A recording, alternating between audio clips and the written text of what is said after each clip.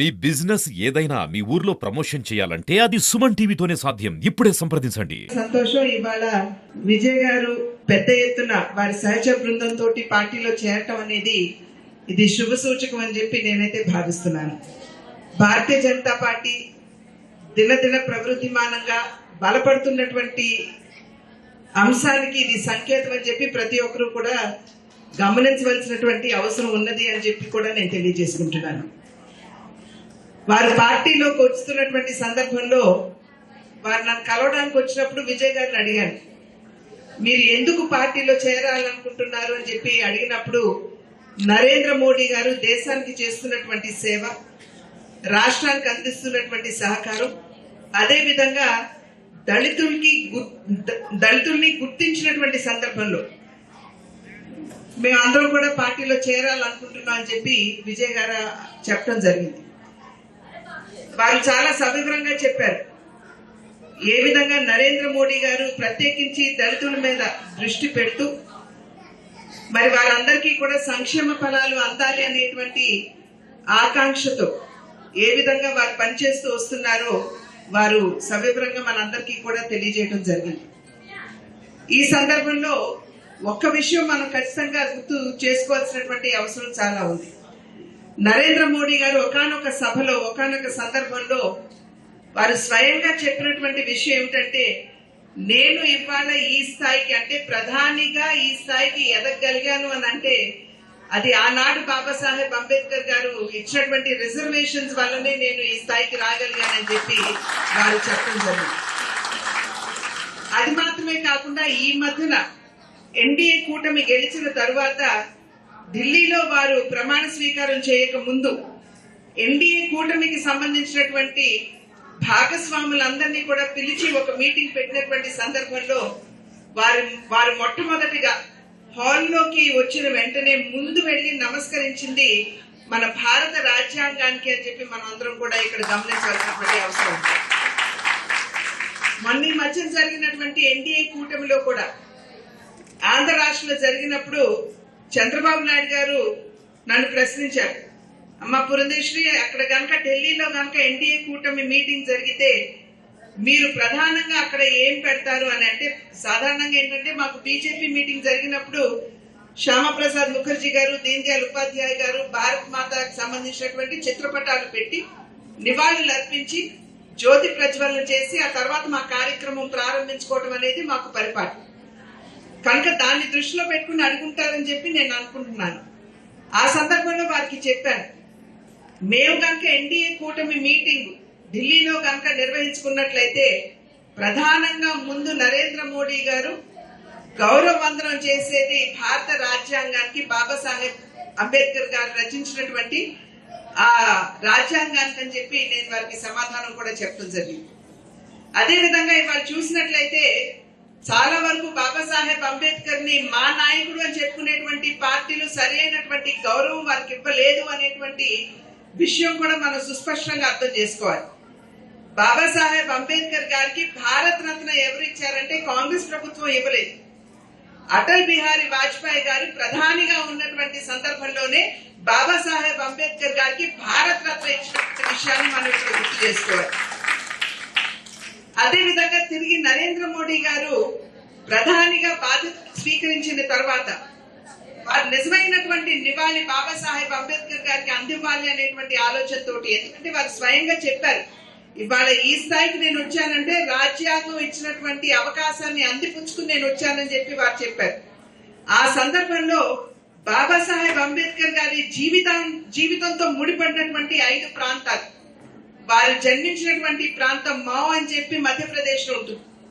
అదేవిధంగా వారు విద్యను అభ్యసించినటువంటి ఇల్లు ఎక్కడైతే నివసించారో అది, తర్వాత వారు మంత్రిగా బాధ్యతలు నిర్వహిస్తూ నివసించినటువంటి ఇల్లు, చివరిలో వారు పరమపదించినటువంటి ఇల్లు, అదేవిధంగా ఇంగ్లాండ్ లో వారు బెకలారియట్ చేసినప్పుడు నివసించినటువంటి గృహం, వీటన్నింటినీ కూడా భారత ప్రభుత్వం కొని వాటన్నిటినీ పంచ తీర్థలుగా అభివృద్ధి చేసిన ఘనత కూడా నరేంద్ర మోడీ గారికి, భారతీయ జనతా పార్టీకే దక్కుతుంది. అదేవిధంగా ఈ మధ్య కాలంలో మనం చూసాం, ఏదైతే దళితుల యొక్క చిరకాల వాంఛ ఉన్నదో కొన్ని సందర్భాల్లో మాకున్నటువంటి అవకాశాలను మేము అందిపుచ్చుకోలేకపోతున్నాం. వర్గీకరణ జరిగితే ఖచ్చితంగా మా జీవితాల్లో మెరుగైనటువంటి మార్పులు వస్తాయి అని చెప్పి ఎప్పటి నుంచో కూడా సోదరులు మంద మాది కృష్ణ గారు మనందరికీ తెలుసు, వారి సుదీర్ఘ పోరాటం చేస్తూ వస్తున్నారు.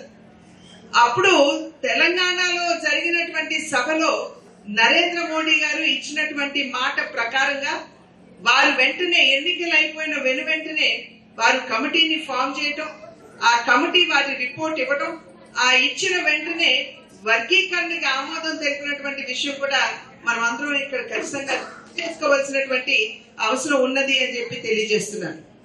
కనుక నరేంద్ర మోడీ గారి ఆలోచన ఇందాక సోదరిమణి విజయ్ గారు చెప్పినట్లుగా సబ్కే సాత్ సబ్కా వికాస్, అందరికీ సంక్షేమాన్ని అందిస్తూ భారతదేశాన్ని ప్రగతి పదంలో నడిపించాలి అనేటువంటి భావన. ఈ సబ్బన పదంలో కుల మత వర్ణ వర్గాలకి అవకాశం లేదు, తావు లేదు, అందరికీ సంక్షేమాన్ని అందించాలి అనేటువంటి భావన.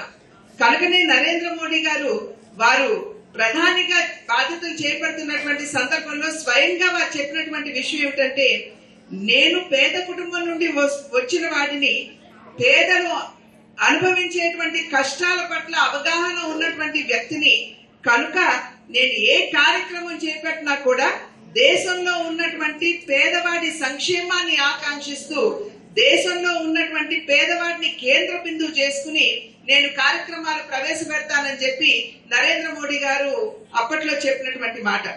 మరి దానికి అనుగుణంగా ఇవాళ గనుక మనం చూసినట్లయితే ఏ కార్యక్రమం తీసుకున్నా మనం ఒక్కసారి ఆ కార్యక్రమాన్ని గనుక విశ్లేషించుకున్నట్లయితే అది దేశంలో ఉన్నటువంటి పేదవారికి, బడుగు బలహీన వర్గాల్లో ఉన్నటువంటి వారికి, నిమ్న కులాల వారికి మంచి చేయాలి అనేటువంటి ఆలోచనే మనకి సుస్పష్టంగా అర్థమవుతుందని చెప్పి మనం అందరం కూడా గమనించాలి.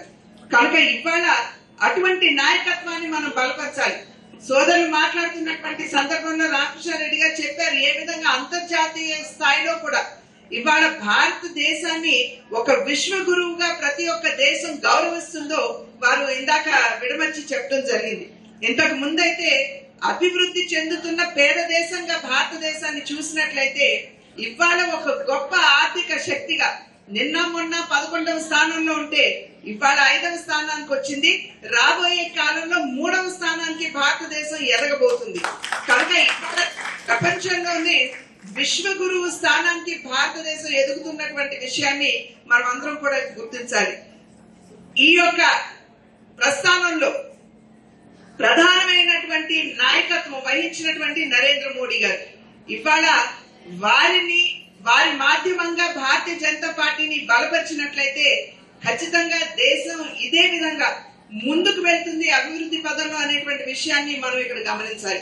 కనుక ఇవాళ మనం అందరం నరేంద్ర మోడీ గారి నాయకత్వాన్ని బలపరుస్తూ అదే విధంగా రాష్ట్రంలో సైతం భారతీయ జనతా పార్టీని బలపరచవలసినటువంటి అవసరం ఉన్నది అని చెప్పి మీ అందరికీ కూడా తెలియజేసుకుంటున్నాను. ఎన్నికల సందర్భంలో చెప్పాం, డబుల్ ఇంజిన్ సర్కార్ అంటే కేంద్రంలో ఎన్డీఏ కూటమి, అదే విధంగా రాష్ట్రంలో కూడా ఎన్డీఏ కూటమి అధికారంలోకి వస్తే మన ఆంధ్ర రాష్ట్రానికి అభివృద్ధి అనేటువంటి పదానికి నిజమైన నిర్వచనం పలకవచ్చు అని చెప్పి ఆనాడు మీకు చెప్పడం జరిగింది.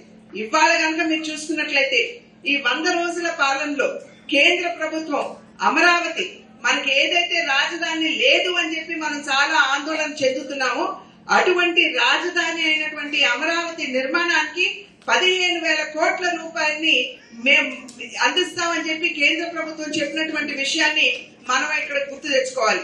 అదే విధంగా ఆంధ్రుల చిరకాల వాంఛ కాదు, ఆంధ్రులకి జీవనాడి అయినటువంటి పోలవరం నిర్మాణానికి కూడా నిన్న మొన్న 5 సంవత్సరాల కాలం అసలు పోలవరం ఇంచు కూడా ముందుకు కదలలేదు అనేటువంటి విషయం మనందరికీ తెలుసు. రివర్స్ టెండరింగ్ అని చెప్పి పూర్వ ముఖ్యమంత్రి చెప్పారు. రివర్స్ టెండరింగ్ అనే పదాన్ని మనం విన్నప్పుడు పోలవరమే రివర్స్ లోకి పోతుందనే విషయాన్ని మనం గమనించలేదు. కానీ ఆగిపోయినటువంటి పోలవరానికి ఇవాళ కేంద్ర ప్రభుత్వం 12,500 కోట్ల రూపాయలని మంజూరు చేసింది. అది మాత్రమే కాకుండా దెబ్బతిన్నటువంటి డయాఫ్రమ్ వాల్ ఏదైతే ఉందో అంటే మనం ఈ డ్యామ్ కట్టుకోవడానికి అవసరమైనటువంటి పునాది గోడ ఏదైతే ఉందో దాని నిర్మాణానికి కూడా ఇవాళ మేము డబ్బులు ఇస్తామని చెప్పి కేంద్ర ప్రభుత్వం ముందుకు వచ్చినటువంటి విషయాన్ని మీ అందరికీ కూడా నేను తెలియజేస్తున్నాను. అదే విధంగా దుష్ప్రచారం గురించి ఇందాక సోదరిమణి విజయ్ గారు చెప్పారు. ఏ విధంగా గడిచిన ఎన్నికల్లో మరి భారతీయ జనతా పార్టీ అధికారంలోకి వస్తే రాజ్యాంగాన్ని మార్చేస్తుందని, అదే విధంగా రిజర్వేషన్లు ఎత్తివేస్తారని, మస్జిద్లు మరియు చర్చిలు కూల్చివేస్తారనేటువంటి దుష్ప్రచారం ఏ విధంగా జరిగిందో మీ అందరికీ తెలియనటువంటి విషయం కాదు. కానీ స్వయంగా అమిత్ షా గారు చెప్పినటువంటి విషయాన్ని ఇక్కడ మనం ఒక్కసారి గుర్తు చేసుకోవాలి. రాజ్యాంగాన్ని మార్చే ప్రసక్తి లేదు అని చెప్పి ఖచ్చితంగా అమిత్ షా గారు చెప్పారు. అసలు మార్చే అవకాశమే లేదు అని కూడా వారు చెప్పడం జరిగింది. అది మాత్రమే కాకుండా రిజర్వేషన్లు ఏదైతే మోడీ గారు స్వయంగా చెప్పారు, దాని నుండి లబ్ధి పొంది నేను ఇవాళ ఈ స్థాయికి ఎదిగాను అని చెప్పి స్వయంగా నరేంద్ర మోడీ గారు చెప్పినటువంటి సందర్భంలో వాటిని అసలు తీసివేసి ఎత్తివేసేటువంటి ప్రయాస జరగదు అని చెప్పి సుస్పష్టంగా మనందరికీ కూడా తెలియజేసినటువంటి విషయం. అదే విధంగా మస్జిద్లు మాస్క్లు అంటారా, ఇవాటి వరకు ఏ మస్జిద్ అయినా ఏ చర్చ్ అయినా కూల్చివేసినటువంటి సంఘటనలు ఉన్నాయా అని చెప్పి నేను మిమ్మల్ని అడుగుతున్నాను. గత 5 సంవత్సరాల కాలంలో మనం చూసాం. గుళ్ళని ధ్వంసం చేశారు, రాముని శిరచ్ఛేదం చేశారు, అంతర్వేదిలో రథాన్ని దగ్ధం చేశారు, పిఠాపురంలో గుడిని ధ్వంసం చేశారు, దుర్గమ్మ వారి సింహాలను ఎత్తుకుపోయారు.